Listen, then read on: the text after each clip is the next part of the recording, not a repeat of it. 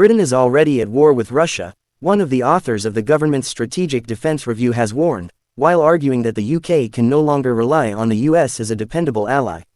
Dr. Fiona Hill, who served as the White House's chief Russia advisor during Donald Trump's first term, said the UK is in pretty big trouble, warning that the country is stuck between the rock of Russia aggression and the hard place of an increasingly unreliable US under Mr. Trump.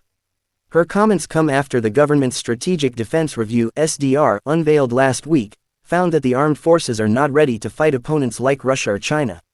Russia has hardened as an adversary in ways that we probably hadn't fully anticipated, Dr. Hill told The Guardian, concluding that Russia is at war with us, arguing that the Kremlin has been menacing the UK in various different ways. For years, she cited the poisonings, assassinations, sabotage operations, all kinds of cyber attacks and influence operations. The sensors that we see that they're putting down around critical pipelines, efforts to butcher undersea cables. The SDR, authored by Dr. Hill, Lord Robertson and General Sir Richard Barrons, was presented by Defence Secretary John Healey last week.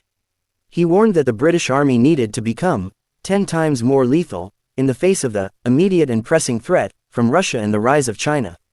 "We are in a new era of threat, which demands a new era for UK defence," he told MPs. The review found that the armed forces are not ready to fight its opponents as a result of inadequate stockpiles of weapons, medical services that cannot cope with a mass casualty conflict, and a personnel crisis that means only a small number of troops are ready to be deployed. Meanwhile, General Sir Richard Barrons warned that a cruise missile was only 90 minutes away from the UK. Sir Keir Starmer, unveiling the review of the Govan shipbuilding yard in Scotland, pledged to make Britain a battle-ready, armor-clad nation. The plan includes increasing the army to 100,000 personnel, commissioning 12 new submarines, deploying drones and rolling out artificial intelligence systems. However, doubts were raised over the government's big ambitions to make Britain safer and stronger, after Sir Keir refused to commit to spending 3% of Britain's gross domestic product on defence by 2034, which the review warned was essential to ensure the plans were affordable. Dr. Hill, who was highly critical of the Trump administration, said Britain could no longer rely on the US's military umbrella as it did during the Cold War, at least, not in the way that we did before.